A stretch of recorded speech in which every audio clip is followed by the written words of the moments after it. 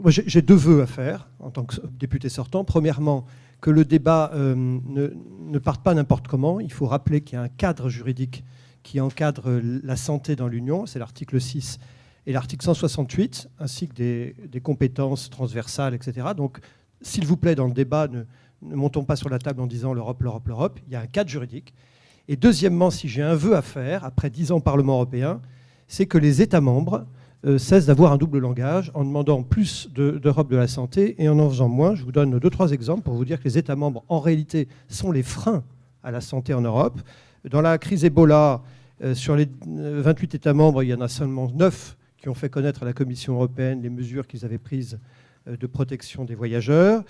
Sur les acquisitions de vaccins contre la grippe, il y a une demande de la Commission européenne d'expliquer quelles étaient leurs politiques. Eh bien, il y a en 2016 simplement 5 États membres qui avaient fait connaître, 5 ans après la première demande de la Commission, leur politique. Donc on voit bien qu'il y a une dissociation entre le discours politique des États membres qui disent l'Europe, l'Europe, l'Europe en matière de santé et en réalité et la réalité de ce qu'ils font sur le terrain. Alors qu'est-ce qui vous paraît le plus important à défendre alors ? À tel point que la Commission européenne, dans son livre bleu, a dit qu'il ne fallait pas exclure que la santé pourrait ne plus être traitée au niveau européen si les États membres continuaient à avoir une telle mauvaise volonté. Donc la priorité, c'est de faire en sorte que les États membres se réimpliquent dans les politiques de l'Union. Il y a de bons élèves et de mauvais élèves en général ? Ah oui, c'est toujours les mêmes, bien entendu. Donnez des exemples.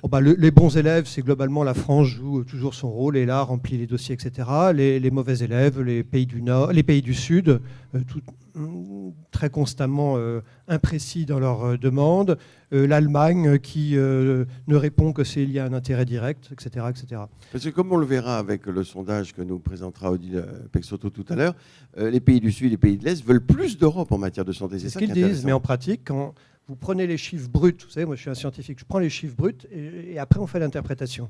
Je vous dis aujourd'hui que quand la Commission européenne fait une demande conforme au traité en matière de santé, eh bien, un certain nombre d'États prétendent qu'ils veulent plus d'Europe, mais en réalité ne répondent jamais et ne s'inscrivent pas dans ces politiques publiques. C'est un vrai sujet et on aura beau raconter ce qu'on veut, tant que les États membres ne joueront pas le jeu, le Parlement européen pourra toujours être plein de balbutiements, ça n'avancera pas. D'accord, c'est clair. Est-ce que, Philippe Juvin, une dernière question avant la présentation par les autres colistiers, les autres listes, les autres représentants des listes, est-ce que la santé, vous qui êtes à la fois médecin, professeur de médecine, anesthésiste, on vous connaît, maire également d'une ville, mais en tout cas très engagé sur les questions de santé, est-ce que la santé peut suffire pour satisfaire les enjeux que se fixe un député européen, médecin comme vous ? Oui, absolument. Je dis, il y a 3 sujets. Bien sûr, c'est très vaste. L'article 6, grand fléau, santé transfrontalière. L'article 168, les compétences partagées sur le medical device, les essais cliniques, etc. J'avais été le rapporteur de ces trucs-là. Et puis après, vous avez toutes les politiques importantes en matière de santé que le Parlement a à traiter.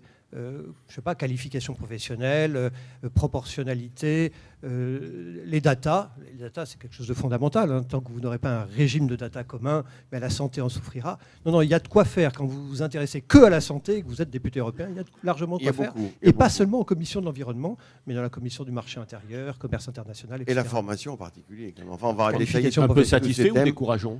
Non, écoutez, moi je quitte le Parlement européen avec beaucoup de nostalgie après parce que c'est un monde qui est un monde ouvert, qui fonctionne et qui est à milieu de l'épaisse couche de poussière de la vie politique française. Donc ça c'est très intéressant. Simplement, ce que je regrette, encore une fois, je me répète, c'est que les États membres ont ce double langage, parfois aussi la France. Faut quand même Merci.